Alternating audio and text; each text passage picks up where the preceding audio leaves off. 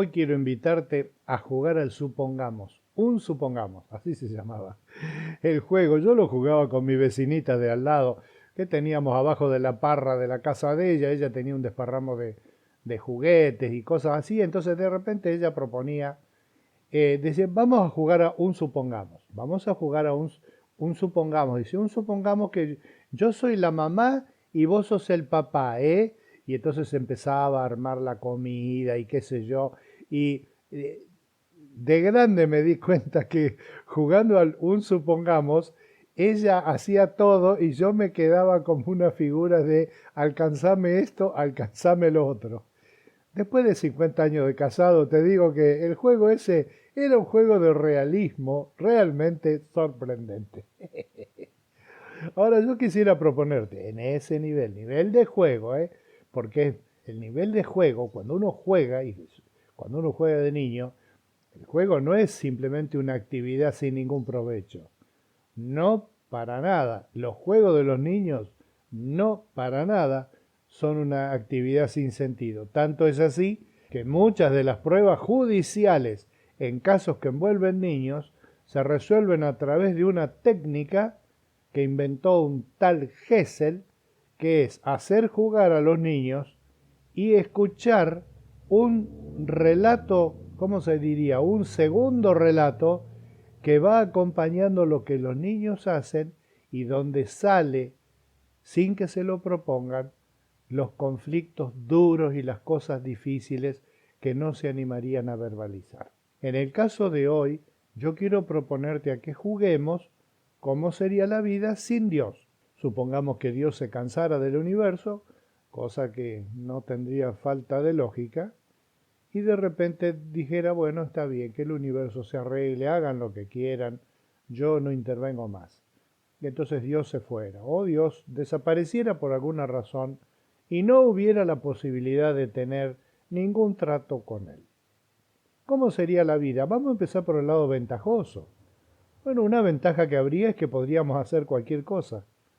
Te das cuenta que si Dios no existe, podemos hacer cualquier cosa, matar a una persona o algo. Nos perseguiría la justicia humana, probablemente, pero si vos lo haces bien, capaz que ni se dé cuenta la justicia humana y podrías hasta matar sin problema. Podrías robar, podrías hacer cualquier cosa. Total, si te remuerde la conciencia, ¿qué haces? Y lo seguís haciendo hasta que la conciencia no te remuerda más y chao. Si en la presencia de Dios no habría ninguna conciencia moral en el universo. ¿Cuál sería el lado negativo de no tener a Dios? Bueno, ahí es donde el juego se transforma en ¿qué te parece? ¿Qué diríamos entre todos si tuviéramos que hacer un brainstorming, una tormenta de ideas, para decir qué cosas serían realmente lamentables si no tuviéramos posibilidad de comunicarnos con Dios, si Dios no existiera? Hubo un escritor español y él dijo, escribió un libro de paso, ¿no?, sobre esta contradicción que hay en el ser humano, don Miguel de Unamuno, claro, donde específicamente él se pregunta, ¿qué cosa no con el hombre? Porque el hombre en un momento en su vida dice, bueno, no, con todo lo que está pasando en mi vida y que lo que veo, se ve claramente que no existe Dios, que no sé para qué nos preocupamos por la existencia de Dios cuando en realidad se ve claro que no existe. Hay guerra, injusticias, problemas, enfermedades. Dios no existe, dice. Pero es en ese preciso instante, cuando nosotros concluimos que Dios no existe, en que en nuestro interior se levanta esta inquietud. ¿Cómo que Dios no existe? Si Dios no existiera, no pasaría esto y esto y esto y esto, y no podríamos explicar esto y esto y esto y esto. Y entonces él dice, el ser humano se debate entre esos dos extremos, entre la seguridad de la existencia de Dios y la seguridad de la no existencia de Dios. Fíjate que en la Biblia hay mucho de eso, y hay un montón de expresiones del tipo, ¿dónde estás, Dios? ¿Dónde estás cuando más te necesito? ¿Cómo hago para llamar tu atención, Dios? Y así. Hay un texto que me gustaría leer esta mañana, donde el apóstol Pablo a la iglesia de los colosenses les dice así: Ya que han resucitado con Cristo, busquen las cosas de arriba, donde está Cristo sentado a la derecha de Dios. Concentren su atención en las cosas de arriba, no en las de la tierra, pues ustedes han muerto y su vida está escondida con Cristo en Dios. Cuando Cristo, que es la vida de ustedes, se manifieste, entonces también ustedes serán manifestados con Él en gloria. Muchas veces pasamos por alto el hecho de que gran parte de nuestra atención está puesta en las cosas de la tierra. El otro día comenté irónicamente que el nombre más mencionado por nuestras bocas todo este último tiempo es el nombre de Milei. Y yo no lo mencionaba a propósito para que alguien piense, ¿estará hablando de Cristo? Y la respuesta es, no, no estamos hablando de Cristo. Estamos hablando de algo de acá en la tierra. Hablamos todo el tiempo de las cosas de acá en la tierra. Incluso cosas de acá en la tierra. ¿Viste que mataron a un hombre en Tucumán que pasó tal y tal?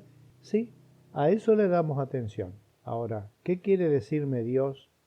¿Qué hay escondido en su palabra que todavía no he descubierto? ¿Cuál es la voluntad de Dios para mi vida? Todo eso no tiene mucha atención. Tiene de vez en cuando un mero pensamiento, una pasadita, pero no una concentración. Martín Lutero un día, preocupado por los ataques que él estaba teniendo, en realidad lo estaban buscando para matarlo, se había escondido, y entonces ahí él estaba y estaba escribiendo y tenía muchas luchas porque se sentía deprimido, por eso que lo buscaban para matarlo directamente. Y un día la esposa, la Caterina von Bora, se apareció vestida de negro, de luto. Entonces Martín Lutero le preguntó, Caterina, ¿por qué tenés luto? ¿Quién murió? Y ella le dijo, ay, vos sos teólogo y no sabés. Murió Dios, dice. Y entonces dice que él explotó. Y le dijo, pero mujer, ¿cómo podés decir una tontería semejante?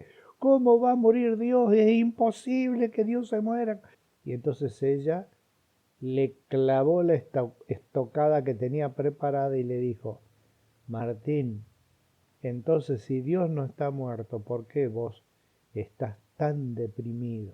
Y lo hizo reaccionar con un sopapo profético bien dado. Y él entonces tuvo que darse cuenta que la gran esperanza cotidiana nuestra, de nuestra vida, no está en estar seguro en las cosas que están pasando acá en la tierra, sino en a quién tenemos en los cielos, sino a ti, como dijo el salmista.